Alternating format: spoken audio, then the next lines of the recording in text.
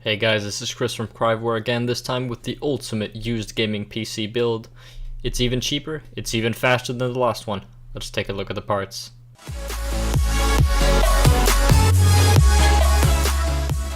The heart of the build is the G3258 from Intel. It's a dual-core Pentium, it overclocks like crazy, and it's dirt cheap.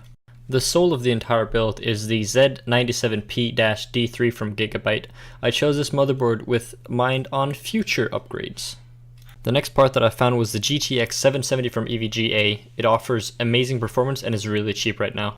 The power supply ended up being a Chill Blast 700 watt power supply. It's semi-modular and was actually the hardest component to find.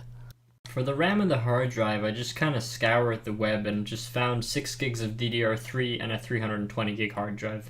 All in all, I think the machine turned out great. It looks great, it runs great, and most importantly, it was really cheap.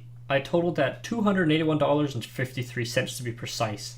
Enjoy the benchmarks and my 3 minutes of rambling. In the next few minutes here, there are going to be some benchmark footage, and I want to take this time to address a question or two that I've been asked. The first one being, how is it possible to build something this inexpensive that performs so well? And the word is patience. Patience is really a virtue, guys. Now, there are a lot of people selling right now because of how the market is. New GPU lineup, new CPU lineup. CPU not so much AMD, that's more Intel based, but graphics card definitely AMD and Nvidia. Now, there are a lot of people selling, especially this 770. I've seen a lot of, and they go really cheap right now.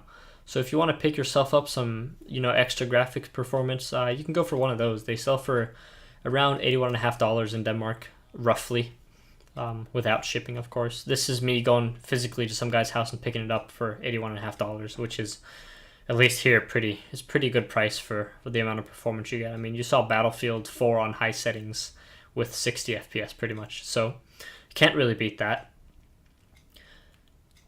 The second thing is why I went with a 4th gen CPU here instead of something, say, a 2nd or 3rd gen. I know a lot of people are going to say, but Chris, you could have gotten, better price to performance if you'd gotten with a 2nd gen i5 and then just did a motherboard CPU RAM combo. Yes, I'm aware.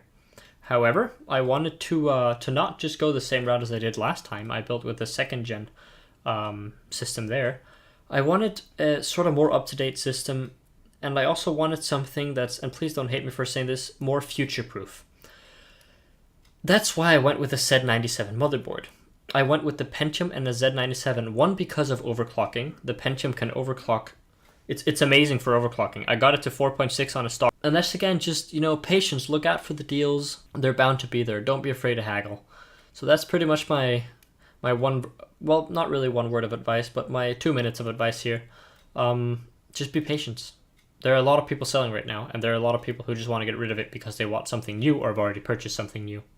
So if you guys really enjoyed this video, I'd really appreciate it if you would like it, share it, comment on it, and if you end up using my concept here and just, waiting out, this took me at least 3 or 4 weeks to put together. If you build something awesome, please let me know in the comments. I'd love to see a video on it maybe. And if not, feedback with you guys is always amazing. So thank you so much, and have a nice day. Did you see that?